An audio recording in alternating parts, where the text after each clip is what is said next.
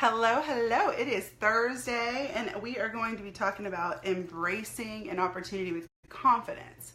I hope that y'all are having an amazing Thursday. I'm coming to you a little earlier because we are headed out for doctor's appointment, and so I wanted to hop on and get this going. So if you are watching on the replay, comment replay below. And if you do not know who I am Jennifer Stroman, and I love all things magical. You got unicorns, rainbows, glitter, you name it, I love it. So if you're hopping on the replay, comment replay below so I can thank you for coming in, stopping in and watching. And if you're in with me live, let me know that you are here. Give me a hello, give me a hi, let me know where you're watching from, and throw me up some hearts. Hi Jessica, hey Karen, how are y'all? So we are going to be talking about embracing opportunity with confidence. Now, I am in particularly talking about new opportunities, but you can take this and use this on any opportunity that you're in and just maybe get some tips on confidence and get you going, right? So anyways, we're going to talk about that. So number one, don't undervalue your time or your worth. So have you ever been in a situation where your work, especially, direct sales network marketing, we have a tendency to throw ourselves into our work where we get excited, we continue on. So maybe we are neglecting things in our household. Has anybody ever done that? If you've ever neglected something because you're going after something else, even if it's in a work situation, maybe you're going after a promotion, so you start neglecting things at home.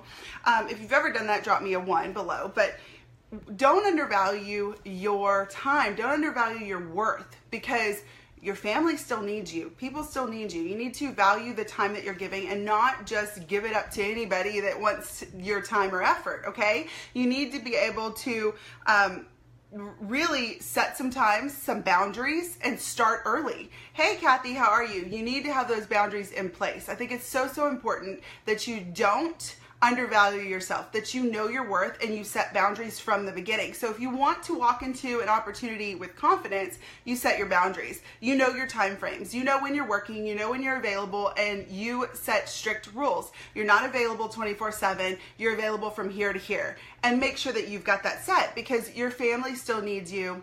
Your friends still need some time with you. You need some alone time. You do not need to offer up your heart and soul to every Tom, Dick, and Harry.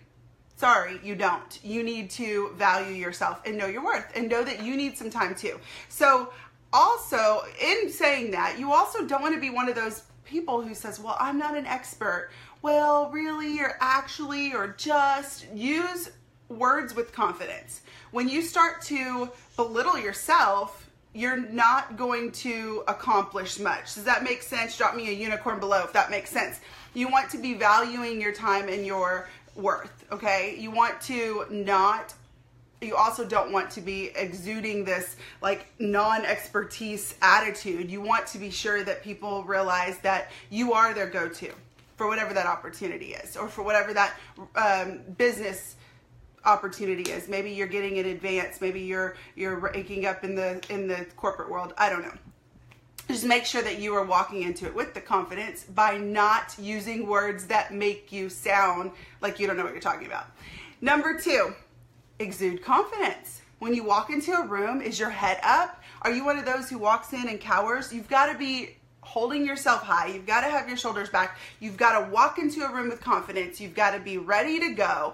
And you have to show that. You've got to be that person that they can trust. Hey girl, how are you? You need to be that person that they go to. They need to know that you are their go-to part. They need to know that you are confident in what you're doing. Because if you walk into a room, if you walk into a situation, you walk into an opportunity and your head's down and you're not real sure and you're kind of, I don't know what I'm doing. Who's going to join you?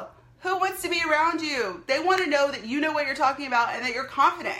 Right? Am I right? Throw me up some glitter emojis if you think I am right. You've got to have that confidence when you walk into a room, even if you don't really have it inside, okay? Because there's a big difference in being insecure and walking with confidence. And you have to understand that. Insecurity and confidence, although they're intertwined, you can be very confident and still be very insecure. Okay? So if you agree with that, throw me up some hearts across the screen. That people do have insecurities. Just because the most confident person walks in the room does not mean that they like absolutely love themselves. They probably have things that they don't love about themselves. They just know that walking with confidence and being that authoritative person is important. You hear me? Okay. Number 3, you got to be resilient. You got to be resilient. Drop me your favorite child emoji, maybe cake. Kids like cake. Let's be like a child. Even comment child below. We've got to remember to be resilient. Resilience. That's so, so important. What happens when a baby is trying to start walking? You've heard this before. You know this. They start to walk, they fall. What do? They get back up, they keep trying. Sometimes they sit and cry for a bit, then they get back up and they go, but they never stop trying. I don't know any adults who are still crawling. I mean, there might be some out there, but I don't know any adults who are out there still crawling because they gave up on learning how to walk. Let's face it. If you get that and you agree with me, give me the hands up, because you've got to have resilience. You've got to keep going. Don't stop and sit in despair and wonder what the heck happened and why I can't seem to grasp this or understand this right away. You've got to be celebrating your wins. Hey, I took 3 steps. Awesome. Okay, so I fell. Well, I'm going to get back up. You've got to actually embrace those obstacles. Be ready to go. It's okay that there's obstacles. We're gonna have hurdles in life that we're gonna have to jump, and you've got to look at it differently. What is it teaching you? What are we doing? What is it that you're going to accomplish by getting through this obstacle? Maybe you needed to learn something about yourself. Maybe you needed to learn something about the opportunity that you're with. Maybe you needed to learn something about who you're working with. I don't know, but there's always a learning lesson. So being resilient is so important. So just like a baby who gets up and takes their first steps and falls and then gets back up and takes some more steps, we are doing that in our journey. We're going to go along and we're going to hit a rocky road. We're going to fall. You get back up and you keep going. So resilience is number 3.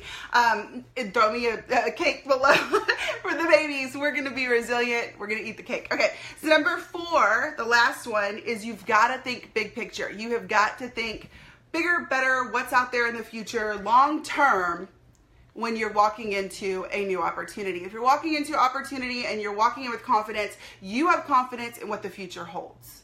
You may not know what the future holds, and if you do know what the future holds, we have totally got to get together, because that's pretty cool if you know everything about the future and it's down to a T and you know perfectly what's going to happen, because nobody in this entire world knows what's going to happen. We are just confident in what's going to happen in the future. We don't know what that entails. We just know that we have confidence in it. We have confidence that it's going to be big. We have confidence that we know that it's going to be huge. We know that there's something out there, there's a bigger and better picture. Visualize the future. Where do you want to see yourself? What do you want to see? Now, how do you get there? That is one of the biggest things with walking into confidence, into an opportunity, is knowing that I know what I want. I know what I'm going to get. I know how I'm going to get there.